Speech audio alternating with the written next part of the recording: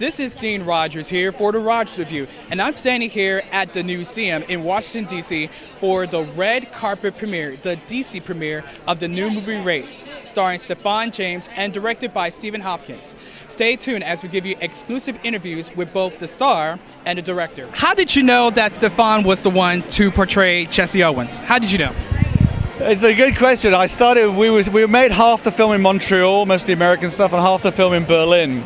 So I started casting in Montreal. We flying people in from all over the place, and Stephan was one of the first people I ever saw because he was going off to do this little movie called Selma. There's something about him that's like Jesse. On the outside, if you've met Stephan, he seems like a very quiet, adult, sort of slightly conservative, sweet guy, but there's so much going on the inside. And I think Jesse too, a lot of people thought of him as a bit of a saint, but this is someone, I think, Jesse Owens, the original character, was someone who was brought up as an African-American in Depression America and was fueled by rage, and he was made of steel on the inside. This was someone who was a very powerful guy, and all he wanted to do was run and be free and not caught up in all these politics.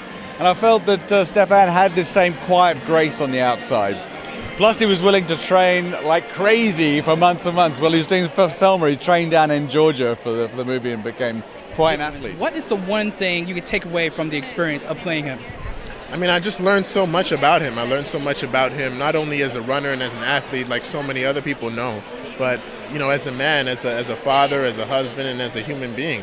I learned that he was a humanitarian, a big humanitarian, and that's sort of the level of humanity that I try. So what is it like to recreate the 1936 Berlin Olympics with Stephan playing Jesse, recreating those moments that he won 4 gold medals at the Olympics? It's interesting that, it's a bit of a luxury to go somewhere where things are actually shot nowadays, and it still stands in all its sort of all its intimidating grandeur. It was built to make you feel scared. That's what the Nazis did with their architecture. One of the first ideas I ever had for this film was like, what would it be like to be a young African-American man walking into a stadium of 120,000 saluting Nazis in front of Hitler and do what he did, keep his head, keep his cool. And there's a shot in the film where we spend 5 minutes walking in there with him and recreate the whole thing. And the epic nature of something was really fascinating. Why do you feel it's important for people to watch Race? I think it's, there's a lot of different issues in there. There's about morality and honesty and truth.